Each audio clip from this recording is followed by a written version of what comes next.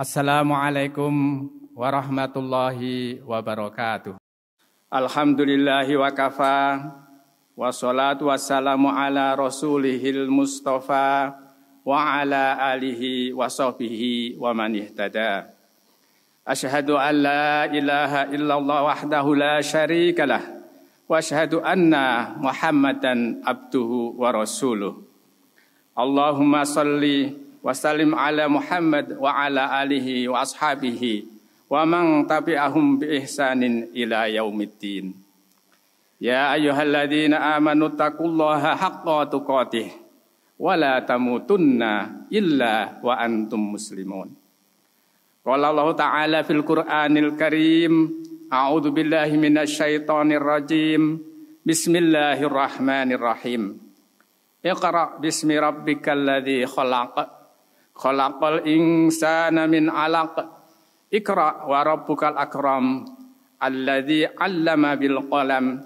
'Allamal insana ma lam ya'lam. Shadaqallahul 'adzim. Jamaah Jumat Masjid Salman rahimakumullah. Marilah kita bersama-sama memanjatkan puji dan syukur kehadirat Allah Subhanahu wa taala atas segala nikmat dan karunia-Nya yang tidak terkira dan tanpa jeda. Salawat dan salam semoga selalu tercurah pada panutan kita Rasulullah Sallallahu Alaihi Wasallam, keluarganya, para sahabatnya, dan para pengikutnya hingga akhir zaman. Jamaah Jumat yang semoga selalu mendapatkan kasih sayang dan ridho dari Allah Subhanahu Wa Taala. Insya Allah kita sudah pahami bersama bahwa Islam adalah agama yang mendorong umatnya mementingkan ilmu pengetahuan. Disepakati oleh para ulama bahwa ayat-ayat yang pertama-tama diwahyukan kepada Rasulullah SAW adalah sebagaimana yang dibacakan pada awal khutbah tadi, dengan terjemahan kurang lebih wallahu a'lam bimuradih. Iqra, bacalah dengan menyebut nama Tuhanmu yang menciptakan. Dia telah menciptakan manusia dari segumpal darah atau daging yang menempel. Bacalah, dan Tuhanmulah yang maha pemurah, yang mengajar manusia dengan perantaraan kalam. Dia mengajarkan kepada manusia apa yang tidak diketahuinya. Agama kita sangat mendorong umatnya untuk menuntut ilmu, mengajarkan ilmu, dan menebarkan kemanfaatannya. Kata ilm dalam turunannya diulang berkali-kali di dalam Al-Quran. Allah Subhanahu wa taala akan meninggikan orang-orang yang beriman di antara kalian dan orang-orang yang berilmu pengetahuan beberapa derajat. Ya ayyuhalladzina amanu idza qila lakum tafassahu fil majalisi fafsahu yafsahillahu lakum. Wa idza qila suzu fangsuzu yarfa'illahu alladziina amanu minkum walladziina utul ilma darajat wallahu bima ta'maluna khabir. Wahai orang-orang yang beriman, apabila dikatakan kepadamu berilah kelapangan di dalam majelis-majelis, maka lapangkanlah, niscaya Allah akan memberi kelapangan untukmu. Dan apabila dikatakan berdirilah kamu, maka berdirilah. Niscaya Allah akan mengangkat derajat orang-orang yang beriman di antaramu dan orang-orang yang diberi ilmu pengetahuan beberapa derajat. Dan Allah Maha teliti apa yang kamu kerjakan. Banyak ayat Al-Quran yang menjelaskan bagaimana Allah SWT mengajarkan ilmu pengetahuan kepada para nabi dan rasulnya. Allah SWT membekali Nabi Adam alaihissalam, bapak manusia, sebelum bertugas sebagai khalifah di muka bumi dengan ilmu pengetahuan. Wa 'allama Adama al-asma'a kullaha, tsumma 'aradahum 'alal malaikati faqala anbi'uni bi asma'i haula'i in kuntum shadiqin. Dia mengajarkan kepada Adam nama-nama benda seluruhnya. Kemudian dia memperlihatkannya kepada para malaikat seraya berfirman, sebutkan kepadaku nama-nama benda ini jika kamu benar. Selanjutnya para nabi juga diberi ilmu untuk menghadapi umatnya. Allah SWT berfirman dalam surat 38 ayat 45, dan ingatlah hamba-hamba kami, Ibrahim, Ishak, dan Yakub, yang mempunyai kekuatan-kekuatan yang besar dan ilmu yang tinggi. Kami berikan kepada Nabi Yusuf setelah dewasa kearifan dan ilmu. Demikianlah kami memberi balasan kepada orang-orang yang berbuat baik.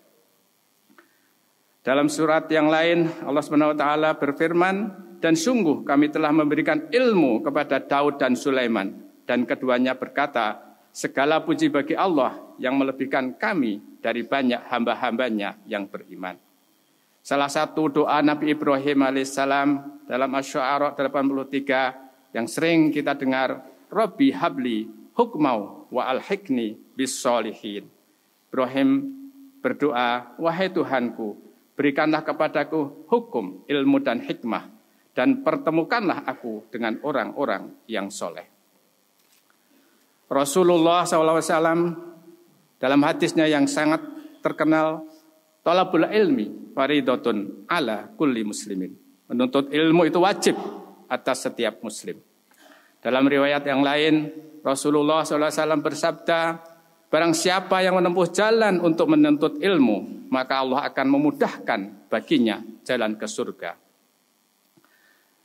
Barang siapa yang keluar untuk menuntut ilmu, maka dia berada di jalan Allah sampai ia kembali. Hadis yang lain, barang siapa yang menghendaki kehidupan dunia, maka wajib baginya memiliki ilmu. Dan barang siapa yang menghendaki kehidupan akhirat, maka wajib baginya memiliki ilmu. Dan barang siapa menghendaki keduanya, maka wajib baginya memiliki ilmu. Jamaah rahimakumullah.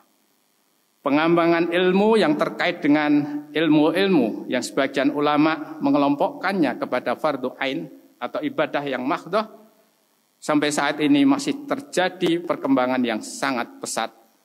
Baik ilmu Al-Quran, tafsir, hadis, fikih, dan lain sebagainya.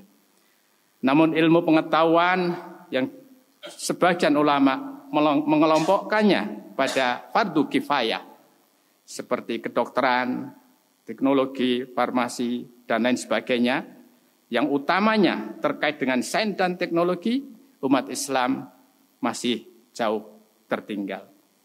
Kita sadar bagaimana bangsa yang menjadi adidaya, yang kuat sampai saat ini adalah bangsa-bangsa yang menguasai ilmu pengetahuan dan teknologi. Sebagaimana disampaikan pada awal tadi, barangkali kita dapat mengambil pelajaran para utusan Allah dalam menghadapi umatnya, seperti Nabi Nuh misalnya. Allah SWT berfirman, dan buatlah kapal itu dengan pengawasan dan petunjuk wahyu kami, dan janganlah engkau bicarakan dengan aku tentang orang-orang yang dolim. Sesungguhnya mereka itu akan ditenggelamkan. Teknologi tentang perkapalan menjadi modal Nabi Nuh untuk menghadapi umatnya. Nabi Sulaiman alaihissalam barangkali dibekali dengan ilmu, antara lain dapat berkomunikasi dengan semut atau hewan, entah jenis gelombang apa untuk komunikasi ini, barangkali bisa menjadi trigger untuk kita semua mempelajari. Juga Nabi Isa yang terkenal dengan keahliannya dalam ilmu kedokteran, farmasi, dan lain sebagainya. Barangkali kita perlu untuk memicu dan memacu perkembangan dalam bidang ilmu pengetahuan dan teknologi ini. Andai kata para ahli elektro, listrik, mesin, dan lain sebagainya mengembangkan peralatan-peralatan yang ada, kita nikmati untuk membaca, kita nikmati untuk belajar dan lain sebagainya, betapa besar manfaat yang dirasakan oleh umat manusia. Gelombang elektromagnetik yang pada umumnya diawali dari persamaan Maxwell, sekarang menjadi dasar untuk teknologi informasi dan komunikasi yang kita rasakan bersama seluruh umat manusia di dunia. Betapa besarnya pahala seandainya orang-orang muslim yang mengembangkan hal-hal tersebut. Semoga Allah SWT kelak berkenan memberikan kekuatan kepada umat Islam sehingga menjadi khalifah di muka bumi di muka bumi ini dengan dasar, dengan landasan, dengan bekal ilmu pengetahuan dan teknologi. Jamaah yang dimuliakan Allah Subhanahu wa taala. Kadang kita bertanya, mengapa ilmu pengetahuan dan teknologi di dunia Islam, termasuk kita di Indonesia, belum maju sampai saat ini? Tentu banyak sekali faktor yang mempengaruhi perkembangan ilmu pengetahuan dan teknologi di Indonesia ini atau di dunia Islam pada umumnya. Perkenankan khotib melihat dari sisi lain tentang faktor yang kemungkinan besar juga menjadi penyebab kurang majunya ilmu pengetahuan dan teknologi di dunia Islam. Perkenankan khotib cerita dua buah ilmuwan dari Jerman yang cukup terkenal. Yang satu adalah Alfred Wegener. Wegener dikenal sebagai pencetus tektonik lempeng, plate tektonik, yang dipublikasikan pada tahun 1912. Konsep ini ditentang banyak ilmuwan pada saat dipresentasikan sampai beberapa puluh tahun sebelum kemudian menjadi teori yang dianut dan diikuti pada saat ini. Penelitian Wegener dilakukan di Kutub Utara. Ekspedisi terakhir Wegener dilakukan pada tahun 1930. Selama perjalanannya, suhu saat itu mencapai minus 60 derajat Celcius, suhu yang cukup ekstrim, dan cuaca yang tidak bersahabat, sehingga Wegener meninggal sebelum teorinya dipercaya oleh para ilmuwan yang lain. Rekan timnya, Wilhelmsen, melanjutkan perjalanannya, tetapi dia tidak pernah terlihat lagi karena tertimbun oleh salju pada waktu itu.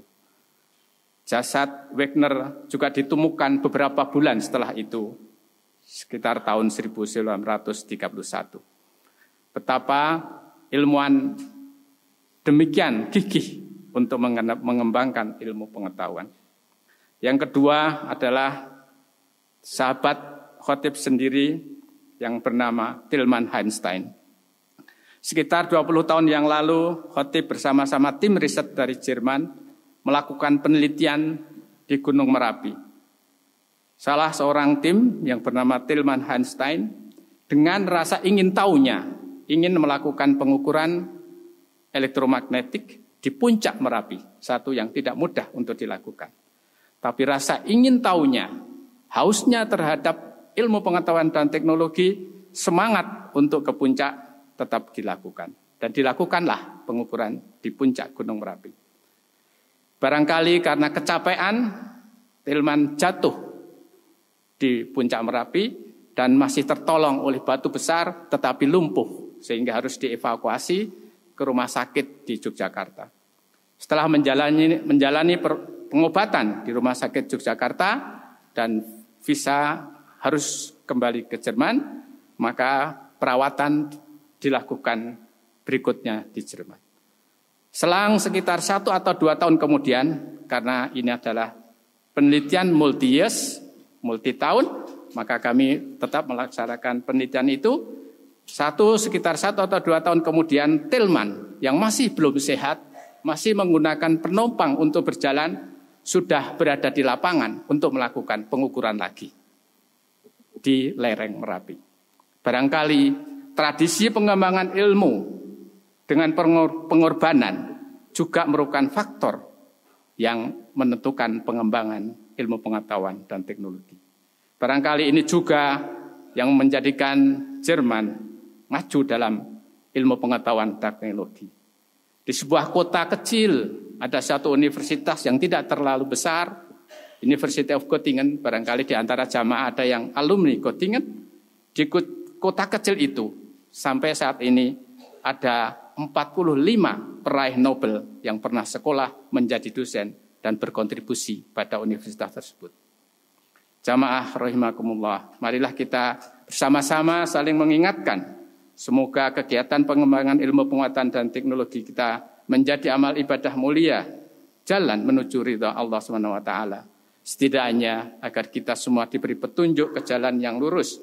Ihdinas siratal mustaqim. Siratal ladzina an'amta 'alaihim ghairil maghdubi 'alaihim waladdallin.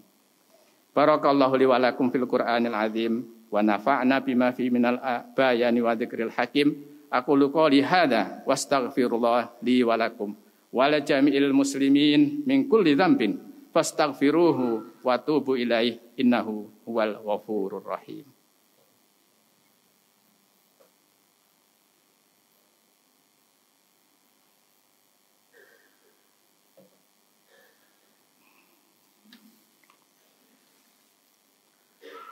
Innal hamdalillah nahmaduhu wa nasta'inuhu wa nastaghfiruh wa na'udzu billahi min syururi anfusina wa min sayyiati a'malina.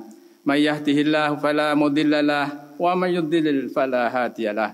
Asyhadu an la ilaha illallah wahdahu la syarikalah wa asyhadu anna Muhammadan abduhu wa rasuluh. Wa salatu wassalamu ala Muhammad wa ala alihi wa sahbihi. Wa tazawwadu fa inna khairaz zati taqwa. Wa qala Allah ta'ala fil Qur'anil Karim, a'udzu billahi minasy syaithanir rajim. Inna fi khalqis samawati wal ardi wa ikhtilafil laili wan nahari laayatin liulil albab alladzina yadhkuruna Allaha qiyaman wa qu'udan wa 'ala junubihim wa yatafakkaruna fi khalqis samawati wal ard. Rabbana ma khalaqta hadza batilan subhanaka faqina adzabannar. Jamaah rahimakumullah, marilah kita menundukkan hati dan pikiran kita bermunajat berdoa pada Allah Subhanahu wa taala. Innallaha malaikatahu yusholluna 'alan nabi ya ayyuhalladzina amanu shallu 'alaihi wa sallimu taslima.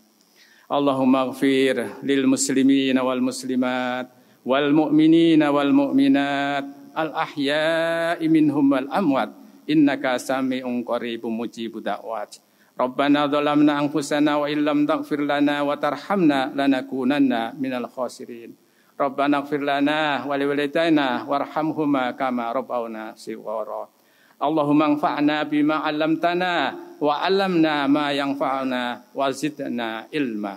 Allahumma inna nas'aluka ilman nafi'ah wa rizqan thayyiban wa amalan mutaqabbalan.